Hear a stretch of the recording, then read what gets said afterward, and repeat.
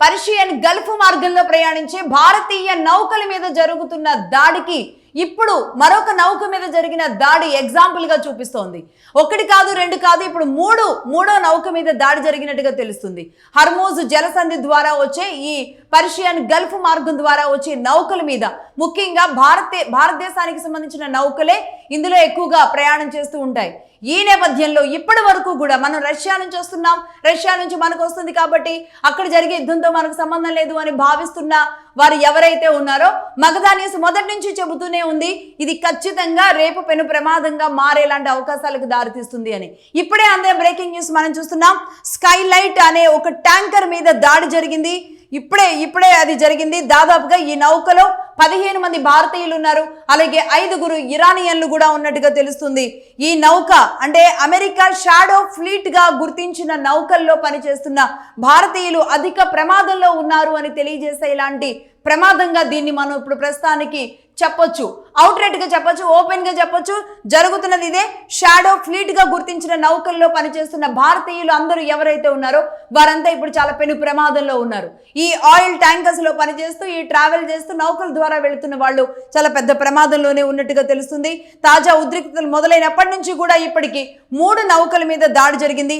Hormuz జలసంధి మార్చి 1న అంటే నిన్న సాయంత్రానికి మనం దాన్ని బ్రేక్ చేయడం జరిగింది. నిన్న సాయంత్రానికి హర్మూజ్ జలసంధిని క్లోజ్ చేశారు. ఈ నేపథ్యంలో దాదాపుగా 60 నుంచి 70 నౌకలు ప్రతిరోజు ఈ మార్గం గుండా ప్రయాణించే నౌకలు కాస్త ప్రస్తుతానికి బ్రేక్ పడింది. అయినప్పటికీ కూడా ఇప్పుడు స్కైలైట్ అనే మరో నౌక భారతదేశానికి సంబంధించిన మరొక నౌక అని చెబుతున్నారు. ఇందులో అంటే భారతీయులు ఉన్నారు ఇందులో 15 మంది. బట్ ఈ స్కైలైట్ మీద జరిగిన దాడి ఏదైతే ఉందో దీంతో ఇండియన్స్ ఎక్కువగా ఈ నౌకల్లో పనిచేస్తూ ఉంటారు. అది ఏ దేశానికి సంబంధించిన కంట్రీ అయినప్పటికీ కూడా మరి వీరందరూ అందులో ఉన్నట్టుగా తెలుస్తుంది. ప్రస్తుతానికి వాళ్ళు క్షేమమేనా అన్న డీటెయిల్స్ అయితే ఇంకా తెలియాల్సి ఉంది. దాని డీటెయిల్స్ కోసం కూడా ట్రై చేస్తున్నాం. అయితే ఇటు ఆపరేషన్ సంకల్ప్తో అంటే ఈ నౌకల మీద వరుసగా భారతీయులు ఎక్కువగా ఉన్నారు కాబట్టి వీరంతా ప్రమాదం అంచున ఉన్నారు కాబట్టి వెంటనే అప్రమత్తమైన భారత్ ఆపరేషన్ సంకల్ప్ పేరుతో ఒక ఆపరేషన్ ని మొదలుపెట్టింది. పర్షియన్ గల్ఫ్ అలాగే గల్ఫ్ ఆఫ్ ఒమన్ ప్రాంతాల్లో భారతీయ నౌకల భద్రత కోసం ఇండియన్ నేవీ ఈ ఆపరేషన్ ని ఉధృతం చేస్తున్నట్టుగా తెలుస్తోంది. అంటే ఒకవైపు అనేక దేశాల ప్రధానులతో అధ్యక్షులతో ప్రధాని మోదీ మాట్లాడుతూనే అలాగే భారతీయులు ఎక్కడెక్కడ ఉన్నారు అన్న విషయాల్ని ఒకవైపు డీటెయిల్స్ తెలుసుకుంటూనే అలాగే ఈ నావికా ద్వారా హర్మూజ్ జలాల ద్వారా పనిచేసే నౌకల్లో పనిచేస్తున్న భారతీయుల రక్షణ కోసం కూడా చర్యలు తీసుకుంటున్నారు. అటువైపుగా మనకి రాబోతున్న ట్యాంకర్ల మీద కూడా జాగ్రత్త వహించడానికి ఒక ఆపరేషన్ సంకల్ప్ అనే ఒక ఆపరేషన్ మొదలు పెట్టారు. దీన్ని పూర్తి స్థాయిలో ఈ ఆపరేషన్ ని ఉధృతం చేసింది భారత్.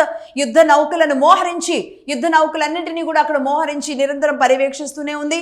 అలాగే directorate general of shipping DGS ద్వారా నావికలకు ఈ కంపెనీలకు కూడా ప్రభుత్వం ఎప్పటికప్పుడు కూడా ఒక అడ్వైజరీలు జారీ చేస్తూ అంటే ఇన్ఫర్మేషన్ అందిస్తూ ఎక్కడ యుద్ధం జరుగుతుంది, ఎక్కడి నుంచి ఎక్కడి వరకు మూవ్ అవ్వచ్చు, ఎక్కడ ఆగొచ్చు అన్న విషయాల్ని కూడా తెలియజేస్తూ ఒక హై రిస్క్ ప్రాంతాల్లో